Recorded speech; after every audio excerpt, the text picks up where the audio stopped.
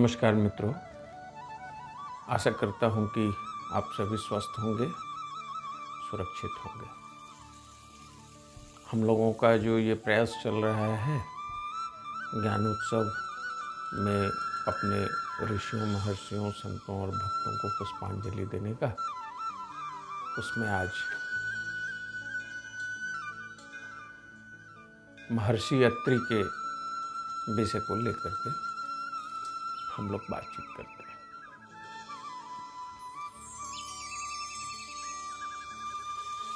मानवीय जीवन की सबसे सौंदर्य पूर्ण बात ये ऐतिहासिक रूप से आंकी गई है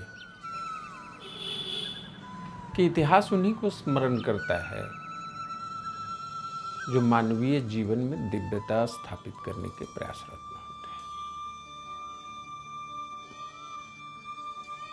भय, क्रोध या मन के इंद्रियों के साथ जितनी विकृतियां हैं, वैसे स्वभाव वाले लोगों का कभी भी ऐतिहासिक साक्ष्य नहीं उपलब्ध होता है। और यदा कदा बलात् रूप से कहीं मिल भी जाए तो मन को बड़ी कुंठा होती है, पीड़ा होती है। अपना ये समाज कई हजार वर्षों तक इस पीड़ा का सामना करता रहा है और आज भी छद्म रूप से कर रहा है।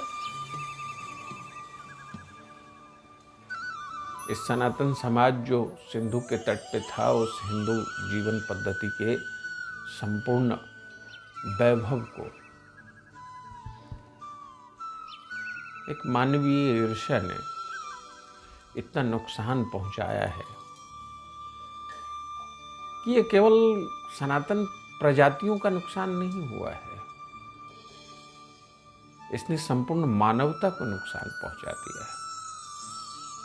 फिर भी हमारे पुरखे इतने दृढ़ थे, इतने सख्त थे, इतने नियम पर आबद्ध थे कि उन्होंने प्रत्येक चीजों का संरक्षण श्रुति और स्मृति के साथ साथ संचय करके किया। हम व्यवहार में जीने वाले लोग हैं, हम लीक से हटकर चलने वाले लोग हैं। हमने कभी भी ये प्रयास नहीं किया कि मानवीय जीवन को कुंठित किया जा सके। हम मानवीय जीवन को ऊर्ध्वमुखी बनाते हैं, ये हमारी पहचान है। हम उस विधा के लोग हैं। आज जिस महर्षि की बात करने जा रहे हैं, आप हैं महर्षि अत्रि। मैं महर्षि अत्रि को एक प्रणाम निवेदित करता हूँ पुष्पांजलि के रूप में, और आपको उनके गुणधर्म की बात बताता हूँ। ऐसी कथा आती है, दो जगहों पे महर्षि अत्रि की कथा है। एक तो सुखदेव जी के द्वारा लिखी गई सुरावली में है, और दूसरा महाभारत का एक अंश है हरिवंश, उसमें आती है। ब्रह्मा के 7 पुत्र हुए, जिन्हें हम सप्तऋषि के नाम से जानते हैं। उन्हीं सप्तऋषियों में से एक वशिष्ठ जी की चर्चा हमने की। आज हम उन्हीं सप्तऋषियों में से एक ऋषि अत्रि जी की चर्चा कर रहे हैं। अत्रि मुनि के विषय में ऐसा माना जाता है कि उसी वंशावली की संतान है हमारे कृष्ण। यदु हुए और यदुवंश में कृष्ण हुए। और इस पर बहुत अच्छा एक लेख है, जोधपुर के एक विश्वविद्यालय के श्री विजय नारायण यादव जी ने ये लेख लिखा है। मैं उनका नाम लेकर इसलिए कोट कर रहा हूँ कि उन्होंने बड़ा दिव्य लिखा है। उनका ब्लॉग है, आप चाहेंगे तो मैं आपको शेयर कर दूंगा। और उन्होंने उस पूरी परंपरा को लिखा है कि कैसे हुआ। तो अत्रि ऋषि के पुत्र हुए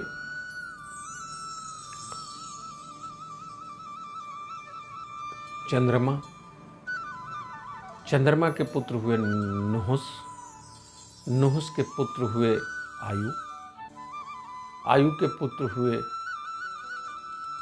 याति, याति के पुत्र हुए यदु, और वहीं से यदुवंश चला।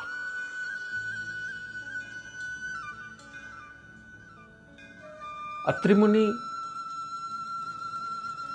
प्रजापति भी हुए।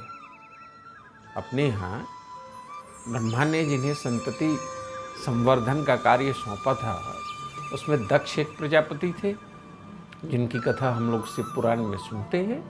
हमने शिव पुराण में देखा है कि दक्ष प्रजापति में सती फिर दक्ष के यहाँ जाके किस प्रकार अपने शरीर का त्याग करती हैं, और फिर अपना जो कश्मीर है, उस कश्मीर के वादी में जाकर के पार्वती के रूप में उनका जन्म होता है। कश्यप ऋषि की वो भूमि है। अत्रि ऋषि दक्षिण में रहते थे, अपना दक्षिण भारत का क्षेत्र में। ये कोई किष्किंधा के आसपास उनका आज भी आश्रम है। और भगवान राम गए थे अनुसुईया चित्रकूट के पास। दोनों पति पत्नी अत्रि जी और भगवती अनुसुईया दोनों तपस्या कर रहे थे। बहुत सुंदर कथा है, बड़ा प्रियकर है। दोनों महामानव तपस्या में लीन थे। ये विस्मृत हो गए कि उनके पिता ब्रह्मा ने इनको ये जिम्मेवारी सौंपी थी कि आप जाइए और जाकर के संतति उत्पन्न करिए। तो ये तपस्या में लग गए, क्योंकि दोनों बहुत ही उत्पट भक्त थे और इतनी तल्लीनता से तपस्या कर रहे थे कि उसी समय इनकी तपस्या से प्रसन्न होके इस ब्रह्मांड के नायक स्वयं भगवान विष्णु, ब्रह्मा जी उनके पिता और शिव जी तीनों वहां पहुंच गए। और इन लोगों को प्रतीक्षा करनी पड़ी। फिर उन्हें जगाया, और जब तपस्या से जगे तो इन्होंने कहा, मांगिए क्या चाहिए आपको। उन्होंने कहा, कुछ नहीं, मैं ये चाहता हूं कि आप तीनों ही मेरे पुत्र के रूप में हमारे पास आइए। भगवान को लगा कि एक झटके में इन्होंने क्या मांग दिया। फिर तीनों ने सहमति व्यक्त की, और उसी सहमति का परिणाम था कि विष्णु के रूप में दत्तात्रेय आए, शंकर के रूप में दुर्वासा आए, और फिर एक संतान ब्रह्मा के रूप में आए। और ये तीनों संतान जो परंपरा हमारी है, उस परंपरा में उनके होने का साक्ष्य है। हम सभी जानते हैं कि अभी महाराष्ट्र और दक्षिण के क्षेत्रों में दत्तात्रेय देव की पूजा बहुत ही ताकतवर ढंग से होती है, और बहुत घरों में विष्णु के रूप में उनको पूजा जाता है, क्योंकि दत्तात्रेय तीनों के अंश माने जाते हैं, ब्रह्मा विष्णु महेश। और दत्तात्रेय साक्षात प्रत्यक्ष गुरु के रूप में लोगों को दर्शन देते हैं, और कई संतों ने इसके लिए बहुत ही काम किया है। इसलिए महाराष्ट्र का हिस्सा तो संतों से, दिव्य संतों से भरा पड़ा था। बहुत लोग हुए। ऐसी परिस्थिति हमारे देश की थी कि नैतिक मूल्यों के संरक्षणार्थ जितने भी महामानव हुए, उन सभी महामानवों ने इस धरा को पवित्र कर दिया। न केवल इस धरा को, इस संसार के मानव मात्र को। और फिर अत्रि ने सिद्धांत सूत्र दिए जीवन के, भक्ति मार्ग का। इसीलिए कृष्ण उन्हीं अत्रि के सिद्धांत पर भक्ति के एक मार्ग को लेकर के, एक मार्ग तो अपने नारद जी लेकर चले, और दूसरा अत्रि जी की भक्ति के मार्ग को, भगवती अनुसुईया के मार्ग को लेकर के कृष्ण ने स्वयं गीता में इस बात का आख्यान किया कि भाई मेरा एक मार्ग भक्ति का मार्ग है, और मैं भक्ति ही हूं। वे श्रेष्ठ भक्त थे।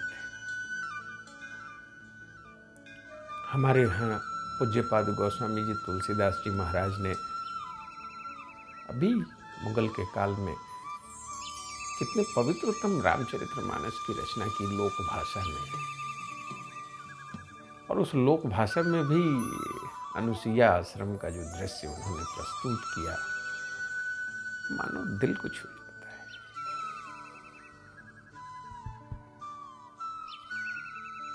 दुख तब होता है, पीड़ा तब होती है, आह तब उठता है कि हम कितने गंभीर परंपरा के लोग हैं, कितने गंभीर दर्शन हमारे पास थे, और हम एक धूर्तता के शिकार हो गए।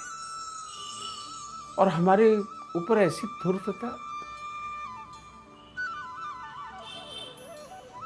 कि कल आपने सुना होगा कि मैंने ये चर्चा की थी कि अंग्रेजियत हमारी भारतीयता ज्ञान के कारण है। हमारे गजेटियर्स ये कहते हैं कि जिस समय मैकाले इस धरती पर अपनी शिक्षा को आरोपित करने की कोशिश कर रहे थे, उस समय प्रत्येक गांव में गुरुकुल था। हमारे समुदायों के ऊपर, हिंदू के ऊपर जिन जातीयता का कलुष आरोप लगता है, वह मिथ्या है, निराधार है, निर्मूल है।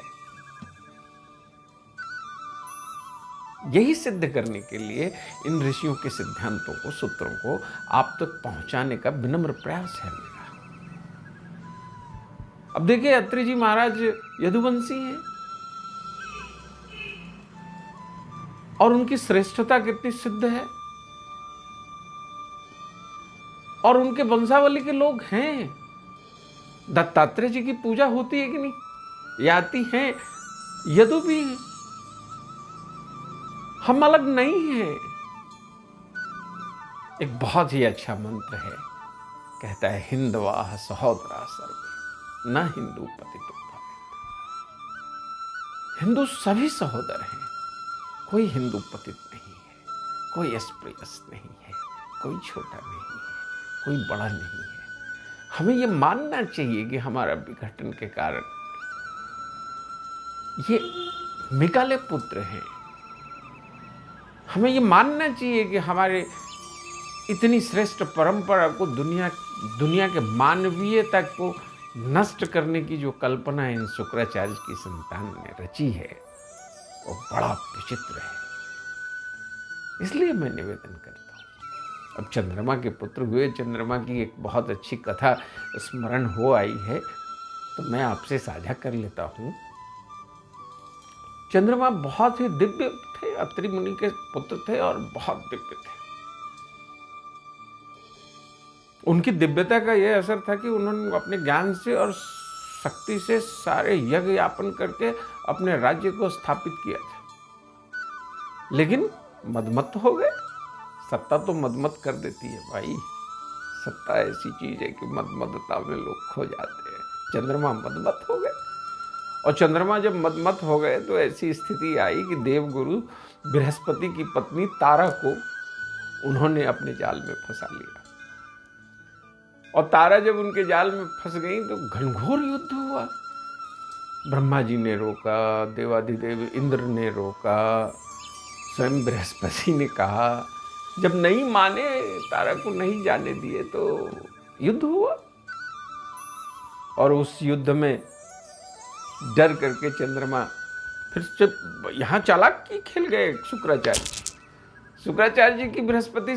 शुक्राचार्य जी देवगुरु बनना चाहते थे, वो देवगुरु नहीं बने, तो उन्होंने बृहस्पति से बदला लेने के लिए अपने 2 शिष्य कुंभ और निकुंभ को इस युद्ध में शस्त्रार्थ के साथ भेज दिया चंद्रमा के पक्ष में।